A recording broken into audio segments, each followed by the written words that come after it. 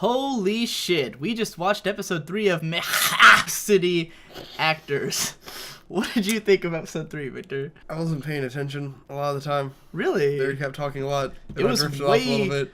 But it was way more like active and clear than the first 2 I episodes. was just thinking about how those characters remind me of just like Homestucks. I don't like the cheeky guy with his hoodie and his slanty eyes. I don't know. I just don't like his character archetype. And how does that make you think of Homestuck? I don't know, because they're all just like, we're cool troll people. And I'm just like, yeah, you're extremely interesting, yes. I enjoyed it. I like the main girl, though. I didn't have a lot of problems with that. Well, okay, you like the main girl still. How do you feel about the fact that the guy is her brother? I'm afraid. I'm very afraid that she's going to be in love with her brother. And that will make, like, 7 different anime this fucking season with girls who are in love with their older brothers, and it will piss me off. What are the ones that you've seen? It will make me cry at this point? It was No Game, No Life. That shitty show we just watched, which is which one was that? The Irregular at Magic High School. That. By the way, I'm not gonna do a video on that because it fucking sucked and it was super boring. There's a Weeksos. Wixos. Yeah, that's true. Stop it. There's something else. It's pronounced Wicross. Wicross. Wicross. Wixos, man. We cross. What Anyway, else? there's a lot of shows with girls who are in love with their brothers this season, and so he was worried that this girl will be in love with her brother.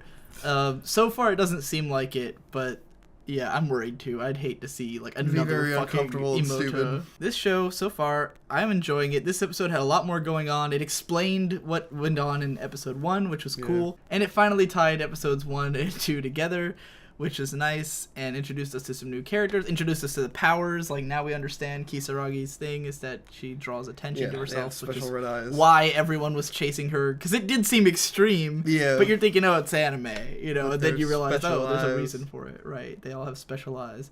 There's a great post that I'm going to link in the description by the writer, I think AJ the Fourth is what she's called. She wrote a post about how watching Mekakucity Actors made her go and check out the original videos that it was based on, and it was interesting because of the fact that the original videos have a lot of stuff that's like very Shaft-esque already.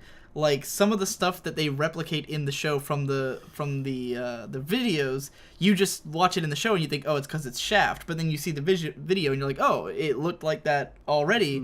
So it kind of feels like the videos were almost just right for the studio, especially because some of the trademarks of Shaft shows are things that are typical to music videos, like having text on screen, having close-ups of eyes, and this happens to be a series where people have special eyes. And I was reading, you should go read this post, there's more to it than that, but it's pretty interesting. What I thought was interesting in conjunction with that was that episode 2 was called Kisaragi Attention, and I think that's actually the name of the original song and video, which when I read it, I just thought that was a Shaft title because that's how all of the Bakemonogatari titles were. And that's actually because of the original novels. Like, the Bakemonogatari novels would be called, like, Mayoi Snail or Senjo Gahara Crab, stuff like that.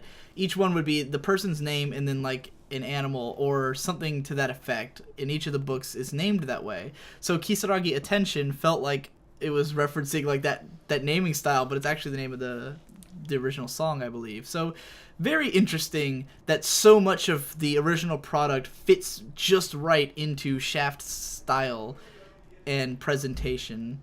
Any other comments you have on this? It was very pretty. Yeah. I like how it's told sort of out of sequence, but Victor got confused because he wasn't paying enough attention. Yeah, they were in a bike store. Well, because everything was the same color, and I was just like, I don't really know what this location is anymore, and I wasn't sure if it was just like Shaft throwing things around and just being like, there's bikes here, now there aren't bikes here. Right. So, what's going on? Whereas the first 2 episodes felt like they were introducing us to these 2 characters, this one actually felt like it was introducing us to the story, or like what's happening, you know.